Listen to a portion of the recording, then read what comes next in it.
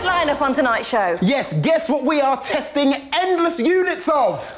Yeah! That's right, mini vacuum cleaners. But not just these, little pappers. This is what we're really excited about, a whole host of fabulous RC gadgets. So think about it, me and this one, squeezed into a small estate car, which in turn was squeezed with all of this kit and a whole bunch of camera crews onto a ferry, which then deposited us on the island of Guernsey. That's what we've got coming at you, Cleopatra. Situated just 30 miles from the coast of France, it's safe to say that Guernsey's a pretty relaxed sort of place. Not that we'd be doing much relaxing, of course. We are here for a challenge over land, sea and air. I can't wait. We're talking about RC technology. That's cars, helis and boats. Yeah. First up on our radio control challenge was cars. Me versus Jason. One car each, against the clock, one winner. Look at the slope on that. God, look at the state of that hill climb, man. I'm thinking that there's only a certain class of car that's not going to be eaten up and spat out by that. Yeah. Fortunately for us, though, we'd been provided with some of the toughest RC cars out there. And crucially, someone to show us how to use them. Pete Gray, one of the UK's top RC car experts. This is insane. This will break an average car. This is the toughest thing I've seen RC ever be put up against. Isn't it? What was that? This is the toughest thing I've seen RC ever be put up against. Isn't it? So, one of Britain's top RC experts reckoned this was the toughest course he'd ever seen. Would the cars even cope? Only one way to find out. Time to get testing. We each had to choose which car we wanted to race. We'd need speed, power and stability as well as a bit of luck, just to get us round this gnarliest of gnarly courses. Woo! One car I'd been keen to try was the Trophy Truggy Flux. I reckoned its sturdy wheelbase might suit the tough course well, and boy, was it a tough course. That is such an aggressive hill, just come and see. See, the cameraman can't even get up, give me a hand. Come on up, bro. Given the conditions, I needed a car I could rely on. Unfortunately, the Truggy just didn't have the control I wanted, so I went to Pete for some advice. Try the Traxxas E Revo. Yeah. It's a little bit faster, so you're going to have to be a bit more careful with the throttle. OK. But I think it'll handle the bumps and the rough stuff a bit better. That sounds ideal. Thanks, man. As for me, I was getting on well with the Thunder Tiger. Its chunky wheels and shocks soaked up the bumps, no problem. Could I control it well enough, though? That was a backflip. That was a backflip. Get in! Meanwhile, I was falling in love. Holy cow.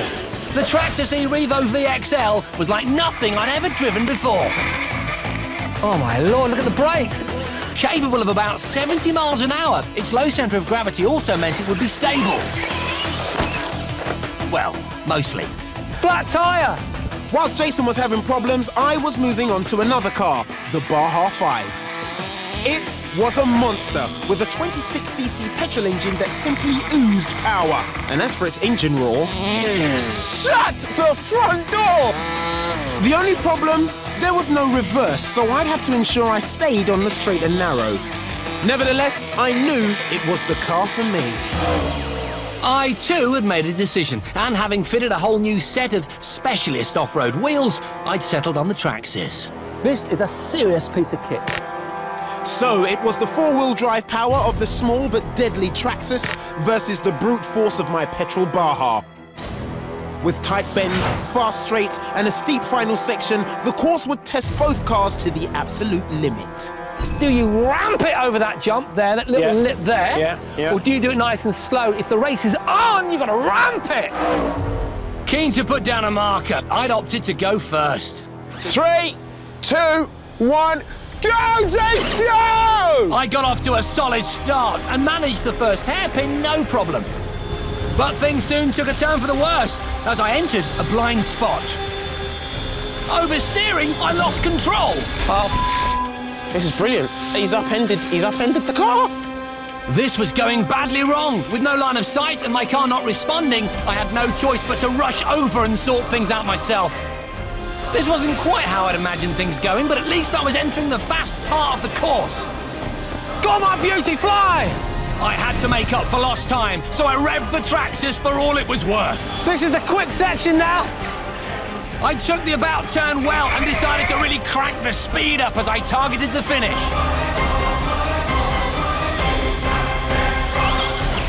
Woo! final time was 1 minute 50 seconds. It could have been quicker, but hey, what are you going to do? Jason's early mishap had given me a great opportunity to win. Could I take it, though? 3, 2, 1, go! My start was solid enough and I negotiated Bradbury Bend with no trouble. With that out of the way, all I had to do was let the Baja do her thing as I sent her racing down the hill. Things were looking good, but then... Oh, no! Oh, no! My choice of car was suddenly backfiring. With no reverse, I had no option but to follow Jason's advice. Run! Run like you've never run before! Run like this! Ah! Really quick! It was at this point things went from bad to worse. Much to Jason's amusement. Get out of the way! He's taking out the camera tripod! I finally seemed to be building some momentum up again and was confident of a strong finish, but the Baja suddenly seemed to take on a life of its own. No! Put it back on the track! Things were going so badly, I was forced to rely on Jason to help me out. That certainly hadn't been in the game plan. But my troubles were far from over, and before I knew it, the Baja was heading back down the hill towards me. The wrong way! Where are you going? I eventually brought her back under control and finished strongly. Wow! But had I done enough to win? Oh, so much fun! I love that. That was good. one of the best experiences I've had in 7 years at the Gadget Show. OK, well, we know, Jason, you did it in 1 minute and 50 seconds. Yeah. So, Otis, are you ready for this? Oh, please. I know I didn't quite get 150. I just need to know how close or far away I was. OK, you completed the course in 3 minutes and 10 seconds. Oh, man, really? Considering that you ran half the course, that's not bad. Welcome back. Now, I want to talk to you about e-readers. They're a gadget that's recently been enjoying a huge boom in popularity. Indeed, you wouldn't be laughed at to suggest that one day e-paper might replace real paper. Let's face it, it's just so much more functional than the real thing. And it gets better. E-readers have now gone colour. A fair few colour e-readers have recently appeared on the market, so I felt obliged to get in there, do a bit of hands-on testing and find out whether any of them are actually any good. E-readers like the Kindle have revolutionised the literature market. Amazon now sell more digital books than paper ones. And with their ability to download and store thousands of books, magazines and newspapers, it's not hard to see the attraction. Plus, the screens are amazing. They typically use e-ink. It's easily read in bright light and sups very little power. The only problem is that for now, e-ink screens only come in black and white. If you want a colour e-reader, you need to buy one with an LCD display. Is this a step forward or a step back? Well, what better way to find out than to take a relaxing cruise on the Norwegian Epic down the scenic west coast of Italy with 3 of the latest colour e-readers. The O-Axis Android e-reader, the Elenex 705EB electronic book, and the Arcos 70B colour e-reader. They all come with 4 GB of memory built in, enough for around what would otherwise be a luggage-busting 3,000 books. Of course, empty e-readers are no use to anyone. Fortunately, there are hundreds, if not thousands, of websites where you can get e-books. Time for some downloading. The O-Axis I tested was a pre-production model. It has a 7-inch LCD touchscreen display and includes the Android market. And crucially, it's also Wi-Fi enabled, so I can log on to the ship's Wi-Fi network and within minutes I can choose and download my e-book. Easy. Next up, the Elenex. Like the Gadget Show, it hails from Birmingham. Unfortunately, it hasn't got a touchscreen, and there's another disadvantage. The Elenex doesn't have Wi-Fi, so the only way to get your books onto it is to wheel out your computer and hook the device up via the USB cable or transfer books across using the micro SD card slot. So it's a major problem if you want to download something while you're at sea. My third e-reader, the Arcos, comes from a company that pioneered handheld media devices. And like the Oaxis, it has Wi-Fi for easy downloading. So, with the LNX already struggling, it was time to test all three for usability. Now, if you're expecting any of these colour e-readers to have the fluidity and ease of use of a Kindle, one of the Sony e-readers, or an iPad with iBooks on it, you're going to be very disappointed. They really are slow and clunky to use. The Oaxis's interface does show promise, and it's nice to see the few colour titles that are available. But it was often ponderously slow, which I might have put down to it being a pre-production model, except that neither the LNX nor the Arcos were that much better.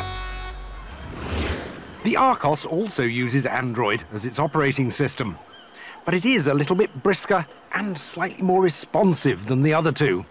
Just about good enough to make a reasonable fist of book reading. So, with the Arcos just nudging ahead, it was on to my final test, to see which e-reader was the easiest to read. To test them, I've moved out of the shade back into the sunshine, and I've enlisted the help of Kieran here to give me a sort of optician's test. And I started with the Oaxis. Well, I could read the letters, but it wasn't easy. D, Z, K, Z, L. The LNX was no better. In fact, it was worse. Certainly no reflections, but it is considerably dimmer, so not as good. Let's move on to the Arcos. Ooh, now that is considerably better. I definitely can read far more on the Arcos than the other two. So the Arcos proved to be the best of a pretty poor bunch. On top of that, all three are rather power-hungry. 5 hours use is all you can really expect from them.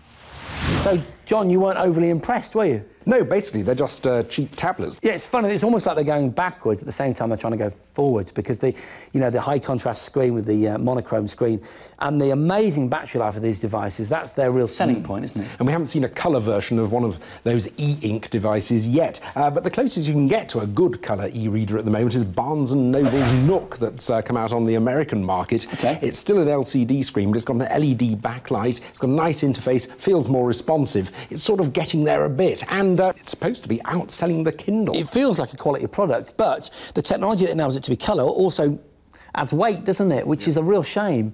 Now, Otis has been trying to catch our attention during that link. He's dressed in his running gear, he's got a new toy, and you're going to tell us all about it, aren't you? I am, yes. Welcome to iFit Live. Basically, it's a conversation between your laptop or your tablet computer and your running machine. Right. So you can mark out a route of your choice via Google Maps.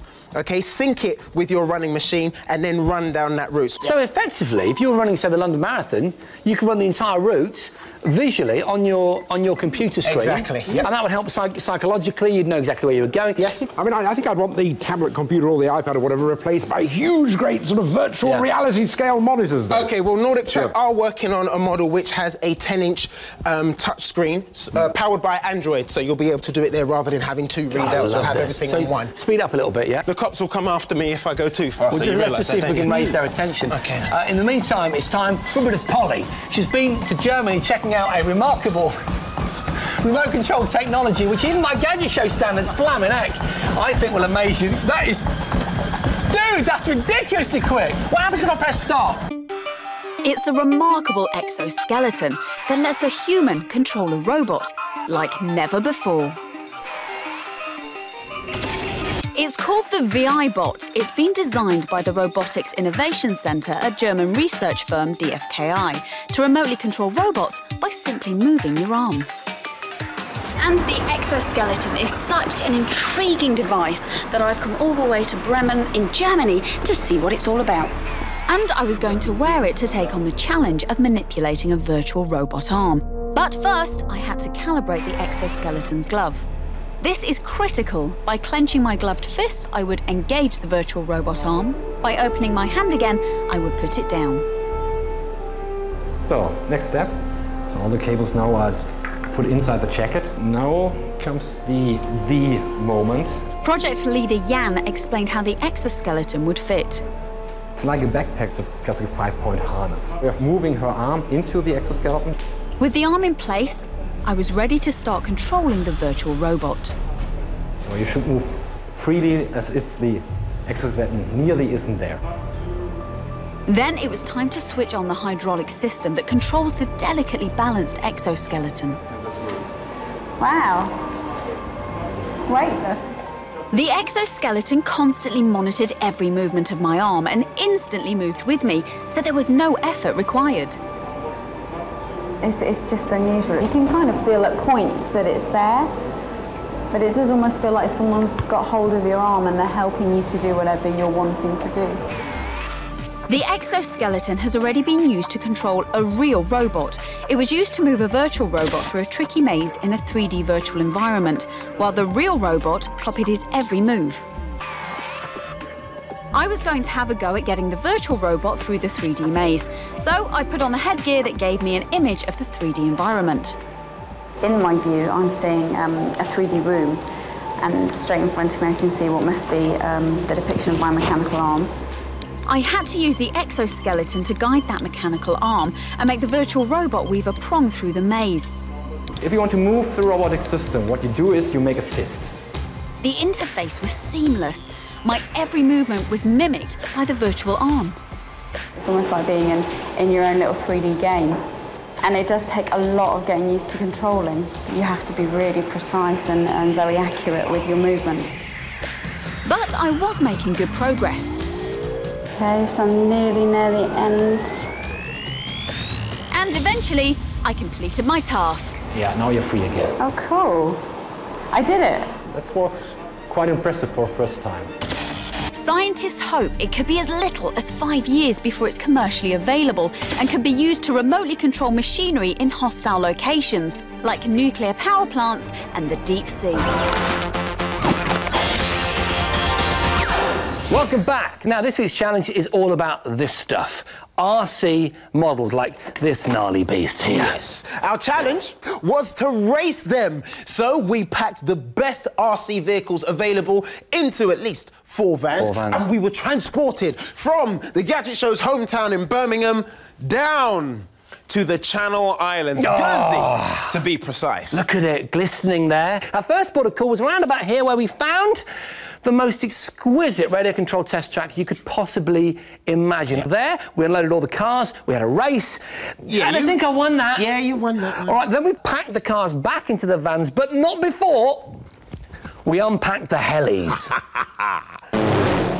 With Jason 1-0 up, it was vital I won round 2. As we arrived, he was doing nothing for my confidence. You know, this is legendary stuff amongst RC enthusiasts. Helis are the most difficult thing because, unlike being in a real helicopter, when you fly this little toy away and it turns around and comes back at you, everything's reversed. Yeah.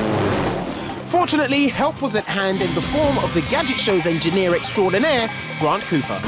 Over the years, Grant's helped us build all manner of amazing things. Wow! From power tool racers to kung fu robots. He also happens to be one of the UK's top RC heli pilots. Oh! Check it out! Woo! Woo, woo, woo, woo!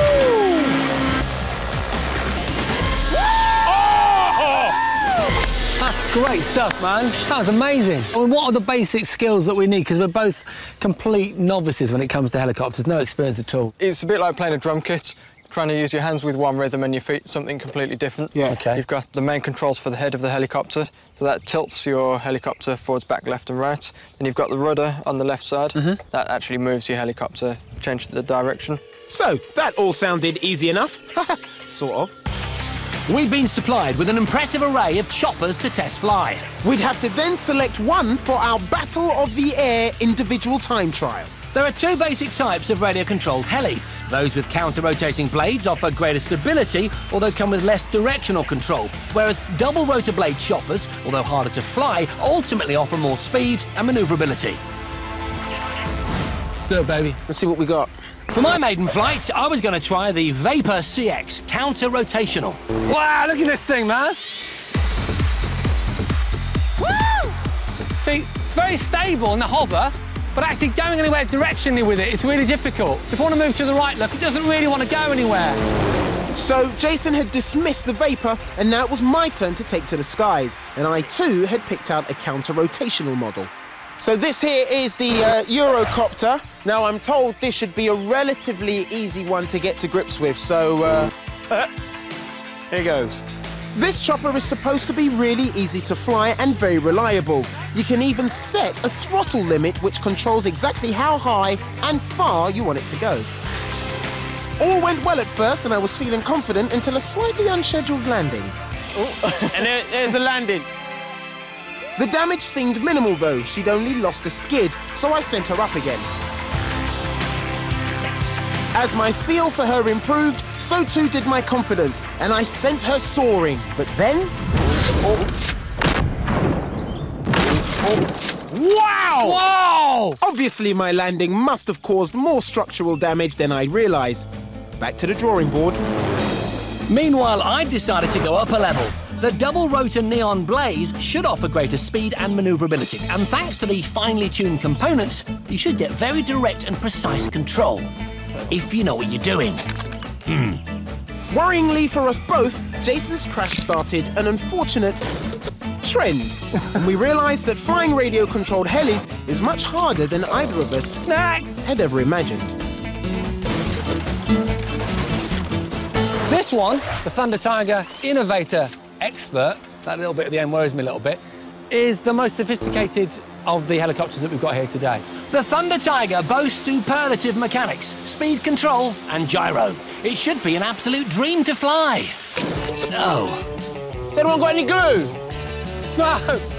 My last heli, the Spin 380, seemingly ignored me altogether and took its adjustable gyro straight out to sea.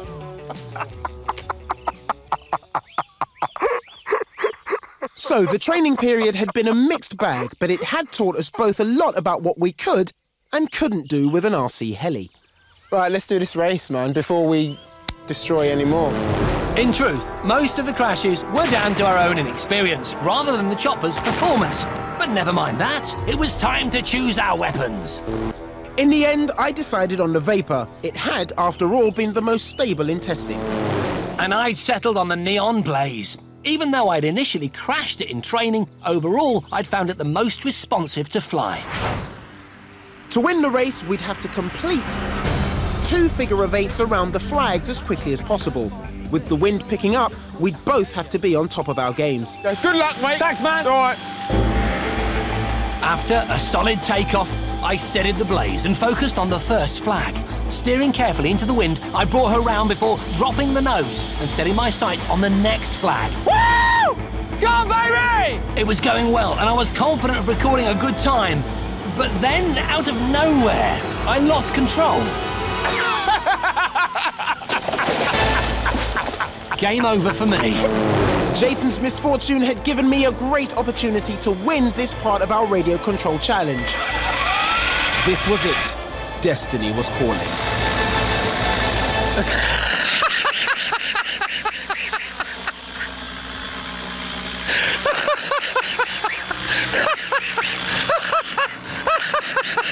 That was awesome. No. You crashed every single helicopter. Pretty much. Yeah, but all in the aid of scientific testing. Oh, yeah, You were definitely. dreadful. No points. No, hang on a minute. No points? No. A little bit harsh. No, you didn't even get it off the ground. You could have half a point. Half a point? Thank you. Yes. But you both were terrible. You sucked. Yeah. Why don't you give it a try? Then? Yeah. There's the controller, OK? All right, this little one's set up for flying indoors. It's quite straightforward. Give it a bit of throttle. OK. That's it, yeah, go for it. Nice, Okay, yeah. nice work. Side wind, side wind. No, it's happened nicely. Oh, look what you... Nice! Oh, what a shame, little puff of wind. Look, you couldn't handle it. Couldn't handle it, see? Got to take into account random weather factors. Right, now it's time for a top 5, and I'm talking mini vacuum cleaners. Yeah, I know what you're thinking. Not exactly glamorous, is it? But trust me, if you get one of these babies that works really well, you'll never know how you lived without it. Mini-vacs pack some real power, but if I was going to test them properly, I'd need to give them a man-sized challenge. And with that in mind, I've come to this truck depot to clean up after some very mucky truckers. Fellas? Truckers can spend days at a time travelling in their cabs, so what better than a mini vacuum to keep them in mint condition? So, fellas, the idea of these is that they're light, very easy to use, and small enough to get into all those nooks and crannies, Alan. Good. Right? Grab your weapons of choice, we're going inside. Our first test was usability. Any awkward, cumbersome vacuums would be the first to go.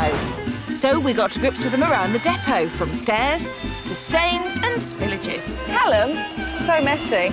Sucking up anything in our path. This has a motor that's supposed to spin 5 times faster than the Formula 1 engine. Pretty good. Do you know what? I thought we might have been better off using a cloth. That one's not going through. After a good hour on our hands and knees, we'd whittled it down to 10. Now, unusually for the Gadget Show, in this round, the ones that suck the most are going through to our top 5. So the boys have prepared this special little runway to see which of the vacuum cleaners will be best at sucking my cheesy balls. The task was simple. The runway had a tape measure running down the side. Our truckers started the vacuum at one end. Balls loaded, suction ready. And gradually moved the cheesy ball closer to it. As soon as the ball started to roll on its own accord, we recorded the distance and placed it on a leaderboard, with the biggest distances showing the most powerful suction. Try up your Dyson Animal. Easy! I must admit, I can't feel very much suction coming under there. And with the top 5 suckers decided, it was time to move on to the final test, cleaning ability. I'd sprinkled all kinds of nasty bits and pieces inside the trucks. So naughty. And gave the boys 6 minutes. Go! To get them spick and span.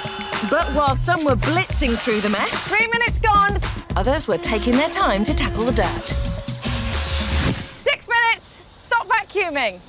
And armed with a UV light, I was able to analyse any remaining dirt that couldn't be seen with the naked eye to rank our top 5. At 5, it's the Hoover Jovis. This lightweight and compact vac was great for getting rid of spillages and smaller items. That is very good. At 4, it's the Vax Life handheld. It comes with a handy battery life indicator and had exceptional sucking power in our test. Whoa, look at that. At 3, it's the Black & Decker Dustbuster Pivot. Its handy pivoting system was really helpful for getting into those hard-to-reach places. It did work very well. It did. It helped a short guy like me to reach up somewhere like that.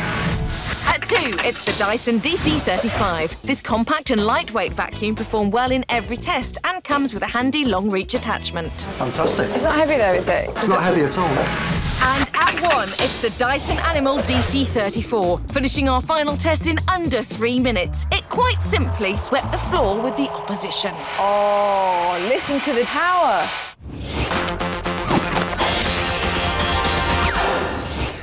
Welcome back. You join us for the last few minutes of what has been a splendid show, so hopefully the last few minutes will be highly enjoyable. Oh, man, I'm absolutely positive they will. What we need is a stupendous race using incredible technology, and that's, quite frankly, that's what we've got for you. Yeah. We've raced RC cars. Yeah. We've crashed RC helicopters, and that just leaves RC boats. It won't surprise you to learn that our radio-controlled boat race wasn't going to be a nice little pootle along a boating lake.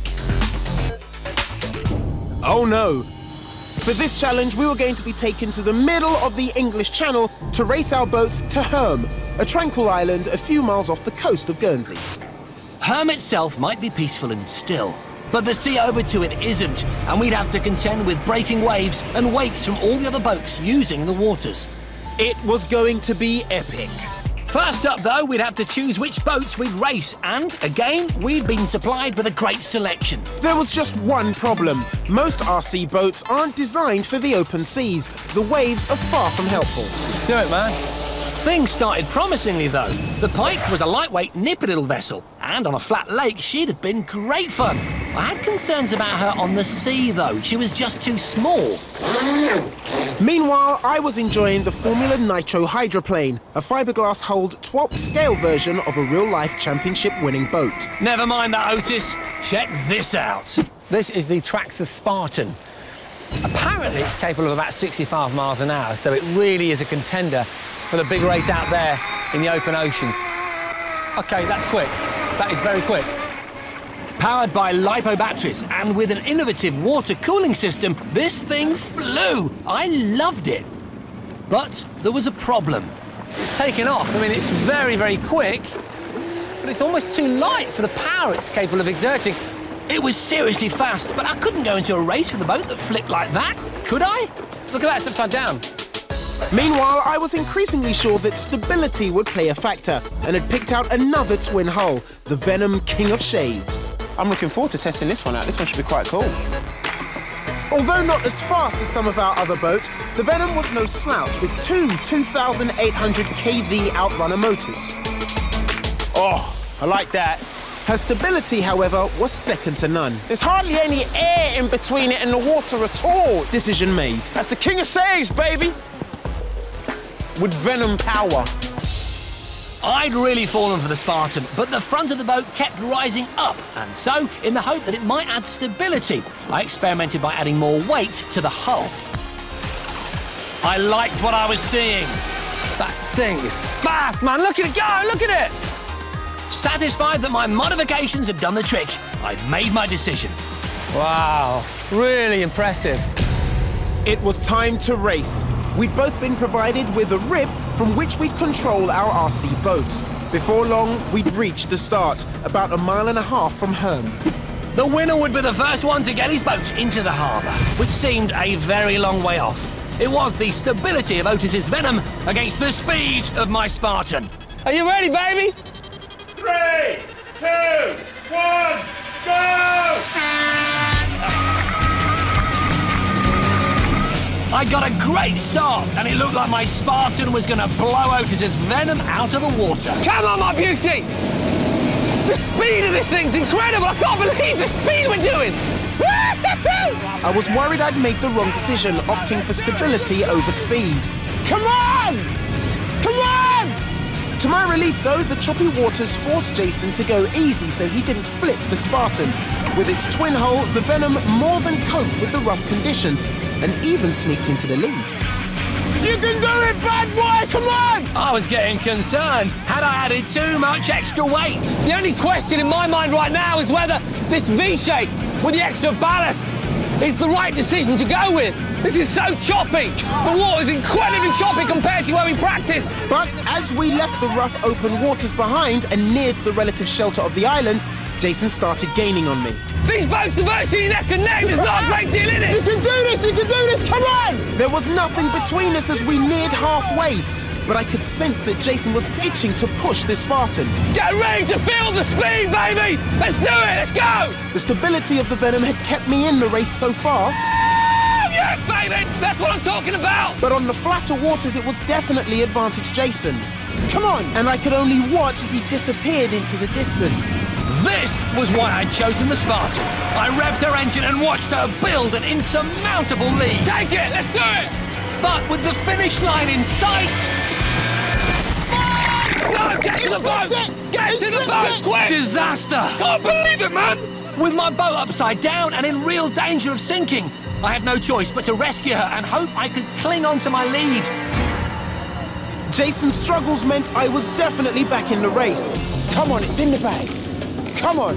I was taking nothing for granted, but I was gaining on him with every second. Come on! It seemed to take forever before I was ready to go again, and I could sense Otis getting closer.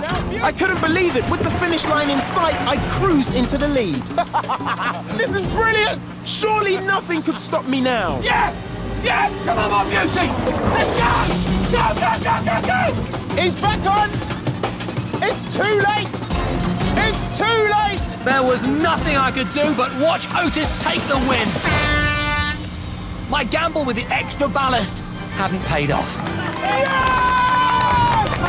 Yes! Not so fast, Otis. You may have won this race, but as I won the first round and managed to scrape half a point from the helicopters, sadly for you, it means that I am the radio-controlled challenge champion.